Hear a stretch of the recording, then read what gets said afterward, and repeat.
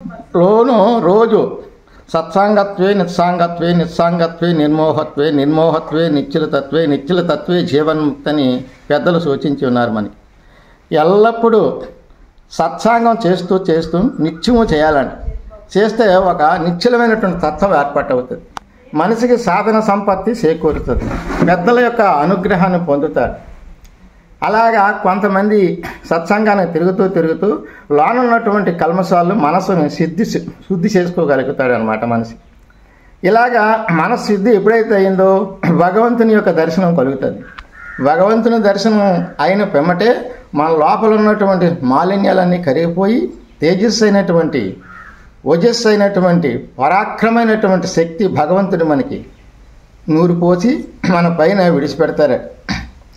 ఎల్లప్పుడూ కావాలన్నటువంటి కోరికలకు అతీతంగా ఉన్నటువంటి పరమాత్మని తెలుసుకున్నటువంటి శక్తి భగవంతుడు మనకి తీసి తన యొక్క అంశమని మనలో ఇస్తాడనమాట. ఇస్తూ శిష్యుని యొక్క ఈ మన తాలూకా సత్వగుణం ఎంత ఉందో అంత ధర్మ సంబోధనకై వినియోగించాలి.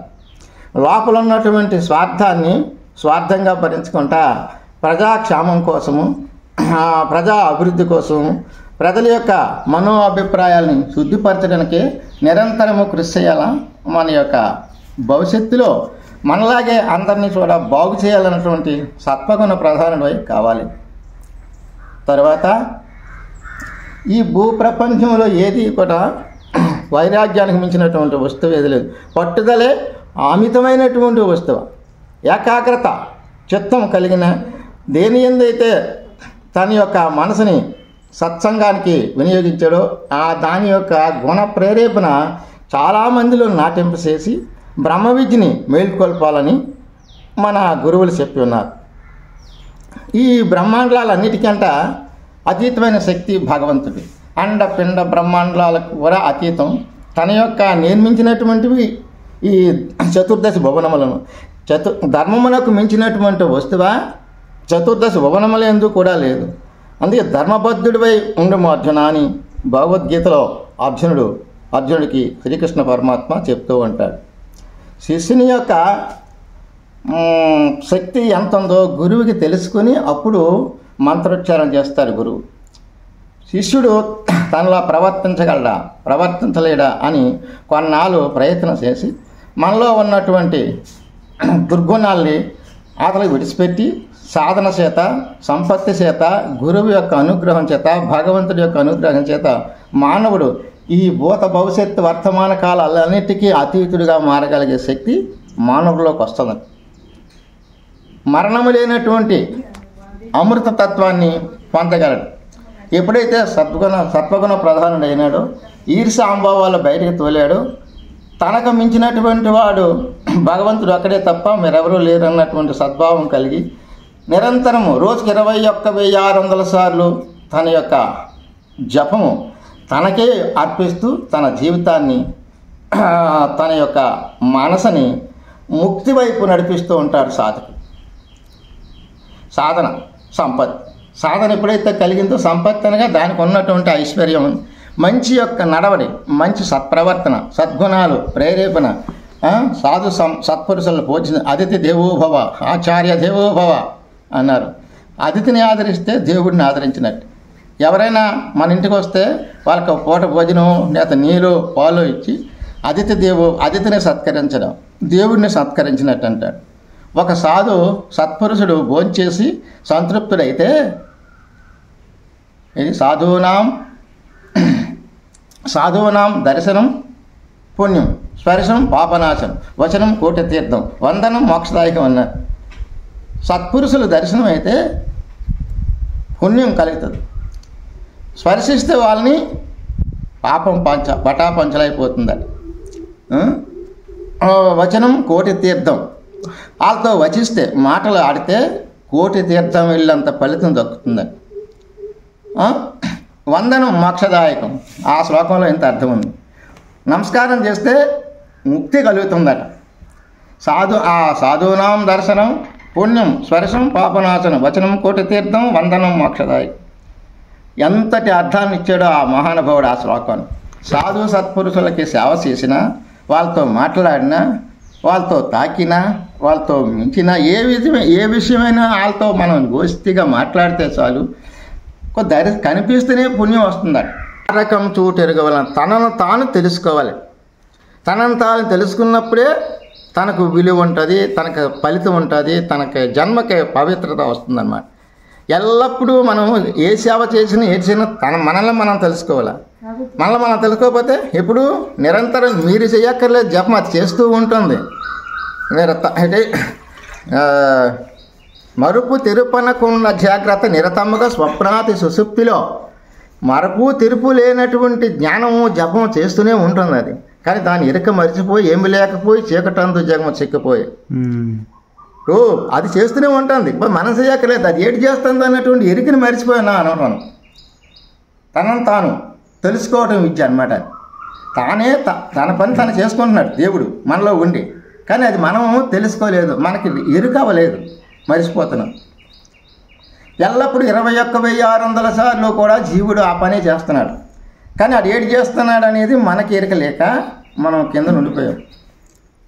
ధరణి లోపల మూఢమతులకు, ఈ ధరలో ఉన్నటువంటి మూఢమతులకి దొరకట బహు దుర్లభం. గురు కటాక్షం చేతే కానీ అది ఇంకొకరు దొరకదు, ఇంకెవరికి ఎత్తుక్కోలేరు, ఇంకొకరు రాదు. అది గురు కటాక్షము వలన స్థిరమగు పరమ పదవికి సేరు యుక్తి నేర్పవలే జీవాత్మక.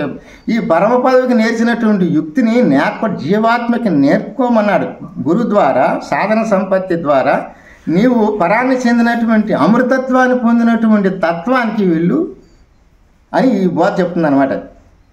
ఈ తత్వాన్ని ఎవరైతే గ్రహించుతారో, ఎప్పుడైతే స్థానం తెలిసిందో ఎప్పటికైనా వెళ్ళగలరు. అడ్రస్ తెలిస్తే, అడ్రస్ తెలియకపోతే వెళ్ళలేరు. అలాగనే ఎరుక మర్చిపోయి ఏమి లేకపోయి చీకటందు జగం చిక్కిపోయి, ఎరుకని మర్చిపోయి తాను వచ్చిన దారి మర్చిపోయాడు. సాలిపురుగు రోజు పట్టాలతో 3 రోజులు కప్పేస్తుంది. 3 రోజుల తర్వాత తనకి కూడా ద్వారం ఉంచుకోదు. ఇందులో ఎవరైనా వస్తే నన్ను చంపేస్తారని నాకు చంపిస్తే తన రావడానికి కూడా ఉండదు. తనలో చుట్టలు పెట్టి అది చచ్చిపోతుంది అనమాట.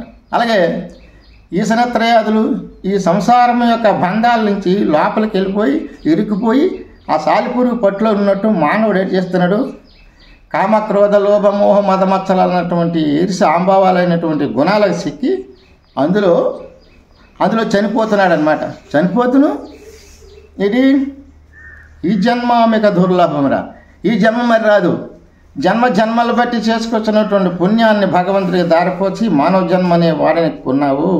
ఇది చిదిరిపోకముందే దేవుని తెలుసుకోమని చెప్తున్నారు మహాత్ములు. అట్టి మహాత్ముల చెంతకి వెళ్తే సాంగత్యం అవుతుంది అనమాట. అలాంటి సాంగత్యం సత్సాంగత్యానికి వెళ్తే అటు దొరుకుతుంది అనమాట. మన జన్మను తరింపజేయగలిగినటువంటి శక్తి. తరువాత అండపిండ బ్రహ్మాండమంతయు నిండినది నిజ గురుని మహిమ. అండము పిండము బ్రహ్మాండం అంతా గురుడి యొక్క మహిమ నిండిపోయి ఉంది. మనం ఎక్కడికి వెళ్ళక్కర్లేదు. సర్వాంతర్యామి ఇందుగలడు అందులేని సందేహించవలదు చక్రి, సర్వోపగతుండి ఎందెందు చూసిన అందేకలడు తండ్రి అన్నాడు ప్రహ్లాద్.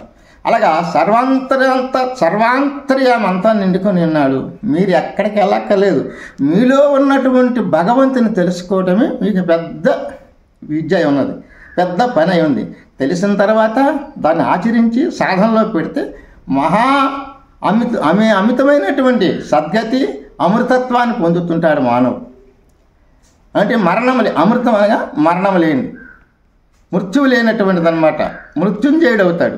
మృత్యుంజయుడనగా జన్మలు లేవు. అలాగా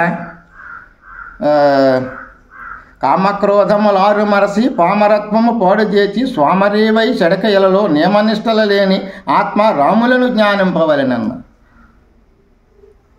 దశరథన పుత్రుని రాముడను తలసేరి సొమ్మన్న, యోగుల మదిలో రమించేవాడే రాముడగునన్న. జన్మాదులాత్మ రాముడన్నాడు ఎరుగబోడన్న.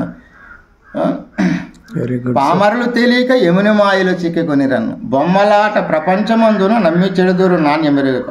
సమ్మతగా శివరామ మంత్రము నెమ్మదిగా అనుదినము జరిపెట్టి తారకము చోటెరుగవలెనన్న. సద్గురుని కృపచే తారతమ్యము తరచుగనుమన్న. సద్గురుని యొక్క కృపచేతే అది దొరుకుతుంది, కానీ ఇంకొకరి వల్ల రాదు. ఎలాంటి ధనవంతుల వల్ల కానీ భాగ్యవంతుల వల్ల కానీ భూ సామర్థ్యం కలిగి అవి అన్ని లోకాలే పరిపాలన చేసినటువంటి రాజుల వలన కానీ రాదట.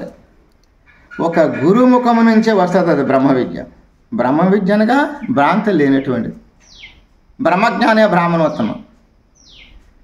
బ్రహ్మజ్ఞానే బ్రాహ్మణోత్తమం. అజ్ఞానం శూద్రత్వం, సుజ్ఞానం బ్రహ్మత్వం. అజ్ఞానము నడివి నడించి వాల్మీకి సుజ్ఞానపు బ్రహ్మం ఉంది చూడరవేమా. అజ్ఞానం అన్నటువంటి అంధకారాన్ని నడిచే వాల్మీకుడు అంతటి వాడు బోయివాడిగా ఉండి బ్రహ్మం తెలుసుకున్నాడు, బ్రహ్మవేత్త అయినాడు.